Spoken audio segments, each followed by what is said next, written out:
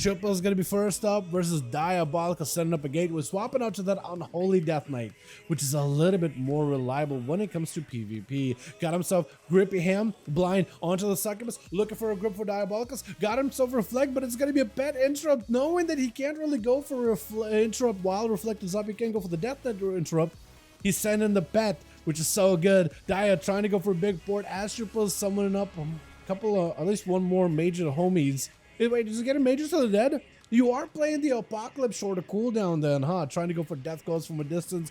Looking to avoid the Infernal. Looking for them heals. This is going to be Drain life. And Chilpa's trying to see if he can put some pressure on Dia. That Drain not really doing much. And actually, Chilpa's doing quite a bit of damage from range. Look at him. He's a melee class, the Unholy Death Knight. But his death goals and Clawing Shadows are actually doing pretty good for him. Dia with the Spork Cloak activated, not a lot of defenses available, having to rotate into a wall as a dome comes down. Chilpa's just trying to see if he can tank up. All these portals opening up, reflect up, so Chilpa just needs to stay in the dome and reduce a lot of this damage as best as he can. He had himself a death pack, could always sacrifice the ghoul, does have it go explodey before he summons a fresh new one, but a Succubus CC stops you in place. Bonza fell for a second.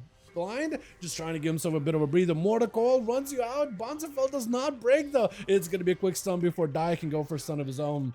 This is where Chilpa just needs himself just a little bit more. Those conflagrations and incinerations are doing a lot of damage, but as long as you can deal with Succubus, get over next to Diabolical, maybe press AMS, you'll be okay. Gotta watch out for the Succubus though. Trying to see if he can execute the Succubus. I'm seeing that Soul Reaper pocket on that thing. Eventually it will die. Succubus you see so far. Oh, it's a lot of damage. AMS last second does barely survive it. Death goes flying in. Dia opening up portals. Chilpa's AMS is still holding on strong though, but I think the dots will probably get him down. The ghouls running in. You gotta slow the thing down immediately. Dia may just go down here. Do they go down? Barely in the health. Does get himself the shortest shield ever with a dark backbend. It's barely doing anything for you.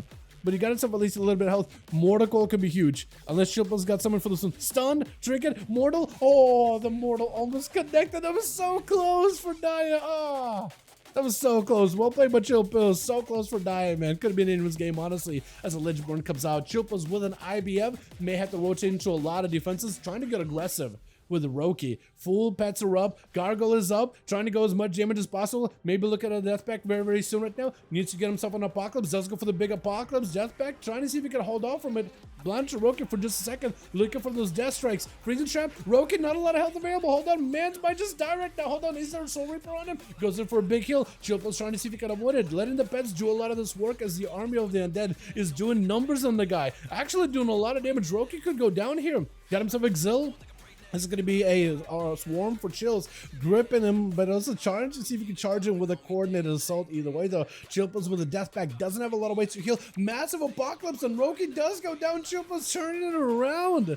I honestly thought with survival running at ya, it just might have been over. My goodness. This is going to be Hugo trying to see if he can charge over to Chills with a Hand of Freedom. Wise got himself wings is going to be very, very scary. Chills got nothing for this one. Trying to get himself the Apocalypse, but at no health. Yeah, there's just not a lot you can do. All you can do is avoid it. You're trying to see if you can play with it. You got to line of sight it, chain it, vice it, blind it, stun it, and run away. You just got to run and hide until it is gone. It's like a tornado. Just got to get in a safe spot, wait until it is done, and then you come back in. Right, trying to see if you can leap over Hugo, maybe immune something, maybe get himself out of a CC halfway through. Blind by the Paladin. Wise got no wings available. Perfect opportunity for Rice to make a play. Got himself full, a lot of damage. Darkness down. Needs to maybe go back to it as the hammer comes down. Maybe that'll give you a little bit of survivability. Hugo trying to just see if he can maybe push on right now. Not a lot of offenses available. Throwing in the hammers. Right, trying to play it super defensive. Fear onto Hugo. But Rice is the one that's got himself full cooldowns, but he's having to play defensive right now. Hugo without a Crusade still doing numbers though. I am surprised, but he doesn't even need those wings. He just an overkill. Frost DK 1 kills before dot only 2 kills life of a DK. True, chill, true. I do wonder, like, I think the next tier set is gonna make it a little bit better, but I do wonder if they'll give you guys a little bit more like of a give defensively. And Rights does end up going down with Hugo slaying another one. What's up, Justin? Stat for the Feral Druid. Go, Feral. Have my question. Crit, Mastery, I think, are best options for you. Crit for resources, but also big old bites. Mastery because your finishers are all, and most of your damage is finisher based. Haste apparently can be pretty good for Feral. Justice. It can be good. There are some Ferals earlier on in like 10.1.5 that were going haste heavy. because PI, you don't need haste. You do need a little bit. It's actually gotten better. Like PI in a feral, weird move, but actually can do a lot of damage with it. Cheap shot onto Hugo, got him some Blessing of Protection. You know who doesn't need haste? My man Airless. He just needs Mastery, all the versatility, maybe a little bit of crit to get himself a couple of crit procs here and there, but Hugo got himself full defense, the man, got himself that unbreakable setup, stun onto Airless, wait a second, Cloak of Shadows last second, definitely needs to burn himself a defensive gouge for a moment, as it's going to be even a Sparklow, kidney shot onto Hugo. Does he have anything at all, or does Airless and his rain right now is going to be able to eviscerate? Oh, oh, you got him ruptured. Oh. I was thinking, why are you keeping him alive with 1 health? You pop a rupture and the guy walked away. I was thinking Hugo was going to heal there. Oh, man. He had a lay on hands. I don't know if he had forbearance up. Probably forbearance kept him away from being able to use it. But, man. Flexi Bites is going to be up next. Playing against Airless, you gotta play into that stealth game. He does a bear form, he could use that in order to get himself an opener, picking up the eyes to maybe get Moonfires onto Airless. As long as you're in the right form, and as long as you don't get stunned while in cat, yeah, this is gonna be a rough one. Barkskin immediately, big secret through Barkskin, and barely does anything, bash into Airless, at least can go for Cyclone.